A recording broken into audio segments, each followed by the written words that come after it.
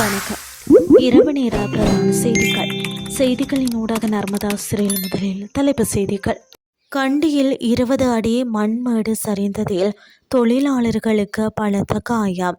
கடற்பகுதிகளுக்கு அவசர சிவப்பு எச்சரிக்கை விடுக்கப்பட்டுள்ளது. ஈரானின் ஏவுகணை தாக்குதல் கடுமையான பதிலடி கொடுக்கப்படும் என டொனால்ட் ட்ரம்ப் எச்சரிக்கை. இனி விரிவான செய்திகள். கண்டி வில்லியம் கொபல்லவ மாவட்டத்தில் வீதி சீரமைப்பு பணிகளில் ஈடுபட்டு கொண்டிருந்த தொழிலாளி ஒருவர் மீது மண்மேடு சரிந்து விழுந்ததில் விபத்துக்குள்ளாகியுள்ளார். இதில் பலத்த காயமடைந்த அவர் இன்று நண்பகல் கண்டி தேசிய வைத்தியசாலையில் அனுமதிக்கப்பட்டுள்ளதாக தெரிவிக்கப்படுகிறது. இவ்வாறு வைத்தியசாலையில் அனுமதிக்கப்பட்டவர் கோவாகெட்ட முள் ஓய பகுதியை சேர்ந்த 43 வயதுடைய 3 பிள்ளைகளின் தந்தையாவார். இன்று நண்பகல் 11 மணி அளவில் வில்லியம் கொபல்லவ மாவட்டத்தில் உள்ள இடமொன்றில் நிர்மாண பணிகளில் ஈடுபட்டிருந்த போது சுமார் 20 அடி உயரமுள்ள மண்மேடு எதிர்பாராத விதமாக இவர் மீது சரிந்து விழுந்ததில் இவ்விபத்து சம்பவித்துள்ளது.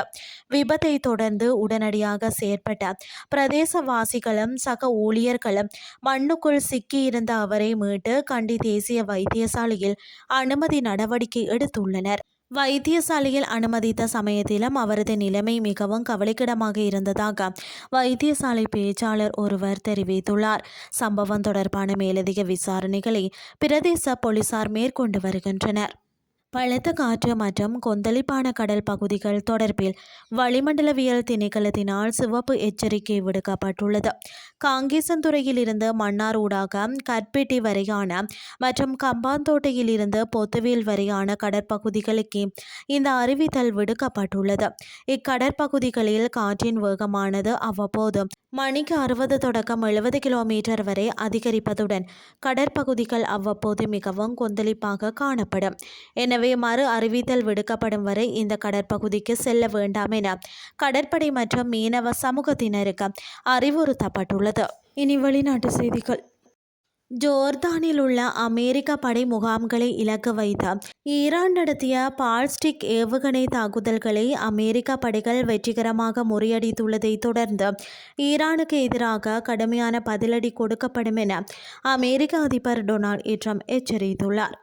ஈரானின் இந்த ஏவுகணை தாக்குதலை எதிர்கொள்ள அமெரிக்க வீரர்களுக்கு சில நிமிடங்கள் மட்டுமே அவகாசம் கிடைத்துள்ள போதிலும் அவை வெற்றிகரமாக இடைமறித்து அளிக்கப்பட்டதாக செய்தி நிருபரிடம் பேசிய ட்ரம்ப் தெரிவித்துள்ளார்.